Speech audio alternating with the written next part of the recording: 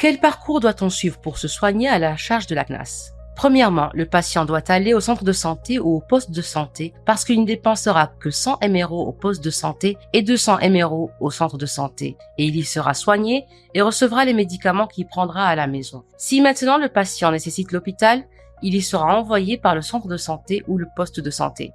Ici, je voudrais d'abord définir le poste de santé, le centre de santé et l'hôpital. Le poste de santé, c'est comme le poste de santé El Kouva, le poste de santé Xocometal, le poste de santé El Khair et le poste de santé Dar El Beida. Le centre de santé, c'est comme le centre de santé de Tensouilem, le centre de santé de Tayaret, le centre de santé de Toujounine, le centre de santé de la Polyclinique, le centre de santé d'Aravat, le centre de santé de Ksar El Haj, le centre de santé Tarhil 16 et le centre de santé Tarhil 18. Quant à l'hôpital, c'est comme le centre de santé Zaïd, le centre hospitalier de l'Amitié, le centre hospitalier national, le centre hospitalier mère et enfant, c'est ce que les gens appellent les grands hôpitaux. Normalement, le patient ne doit aller à l'hôpital que dans 3 cas. S'il a un rendez-vous fixé par l'hôpital ou s'il est envoyé par un centre de santé ou un poste de santé ou s'il est en état d'urgence. Lorsqu'il vient dans l'un de ces cas à l'hôpital, il va payer 1000 mRO. Si le patient ne respecte pas ce parcours, il va payer 2000 mRO.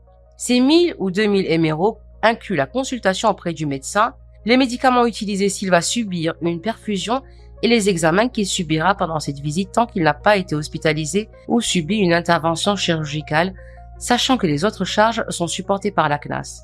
Pour le patient hospitalisé, il payera 5000 mRO, le reste étant pris en charge par la CNAS, y compris les examens, la chambre et les médicaments utilisés dans une perfusion jusqu'à sa sortie de l'hôpital. Pour le patient qui va subir une intervention chirurgicale, il ne paiera que 10 000 mRO, le reste étant supporté par la CNAS jusqu'à sa sortie de l'hôpital. Et c'est le même parcours pour les traitements dentaires. C'est la même chose. D'abord, le patient doit aller vers le centre de santé ou le poste de santé puisqu'il ne dépensera que 100 mRO au poste de santé et 200 mRO au centre de santé et il y sera soigné et recevra les médicaments qu'il prendra à la maison. Si son cas nécessite l'hôpital, il y sera orienté par le centre de santé ou le poste de santé. Si le patient arrive à l'hôpital avec un rendez-vous en état d'urgence ou envoyé par un centre de santé ou un poste de santé, il va payer 500 mRO. S'il n'a pas suivi le parcours correct, il va payer 1500 mRO. Dans les 2 cas, il sera soigné et subira en cas de besoin des examens, sachant que le reste est pris en charge par la CNAS. Il importe de signaler que les interventions esthétiques telles que le blanchiment dentaire, les prothèses dentaires, les couvre-dents, les appareils dentaires, etc. ne sont pas inclus. Quel parcours pour les femmes enceintes? Pour les femmes enceintes, l'État a mis en place un programme grâce auquel elles suivent leur grossesse gratuitement. Mais pour bénéficier de ce programme, elles doivent acheter un carnet à 4000 mRO. Ce carnet est payé par la CNAS gratuitement pour toute femme qui est assurée. Mais ce carnet permet le suivi uniquement dans les postes de santé et les centres de santé. Quand ces derniers renvoient la femme enceinte à l'hôpital, la CNAS l'assure pour les maladies générales. Pour ce qui concerne le suivi de la grossesse, il est payé pour elle par le carnet du forfait obstétrical qui lui permet de se soigner. Nous signalons ici que les examens et traitements relatifs au traitement d'infertilité ne sont pas pris en charge par la CNAS dans cet état. La CNAS traite-t-elle avec les cliniques privées? La CNAS traite uniquement avec les structures sanitaires de l'État, à savoir les postes de santé, les centres de santé et les hôpitaux publics parce qu'ils sont les seuls disponibles partout dans le pays, proches des citoyens dans chaque endroit et capables de soigner tous les citoyens. Autre chose, la CNAS est une institution créée par l'État dont le financement est orienté en priorité vers les structures sanitaires publiques.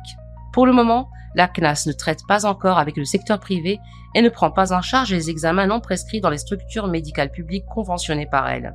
La CNAS traite-t-elle avec les pharmacies privées? Dans cette phase, la CNAS ne traite pas avec les pharmacies privées. Les médicaments sont fournis par les centres de santé et les postes de santé. Et tant que le patient est hospitalisé à l'hôpital ou dans les urgences ou a subi une intervention chirurgicale, ces médicaments lui seront fournis à l'hôpital. Nous voudrions expliquer à nos assurés que pour bénéficier des services de la CNAS, il faut d'abord commencer par la consultation et qu'une personne qui fait la consultation en dehors de l'assurance ne peut en aucun cas faire les examens aux frais de l'assurance. Nous voudrions aussi qu'ils comprennent qu'ils ne peuvent se soigner que dans les postes de santé, les centres de santé et les hôpitaux conventionnés par la CNAS. Quand le patient vient au centre de santé ou au poste de santé, il leur remet son attestation d'assurance. Le poste ou le centre de santé va s'assurer de son identité et lui remettre la feuille de soins. Il doit alors payer 100 ou 200 mRO et voir le médecin. S'il nécessite des examens, ils lui seront faits, et s'il nécessite une mise en observation, elle lui sera également faite, et les médicaments qu'il doit prendre à la maison lui seront prescrits. Il ira ensuite à la pharmacie du centre de santé ou du poste de santé où il remettra la feuille de soins et recevra ses médicaments. Si un patient est envoyé à l'un des hôpitaux, il doit aller d'abord au bureau de la CNAS dans cet hôpital qui lui remettra la feuille de soins. Il doit ensuite aller à la caisse pour payer 1000 ou 2000 émerauds et voir le médecin. S'il nécessite des examens, il va les subir.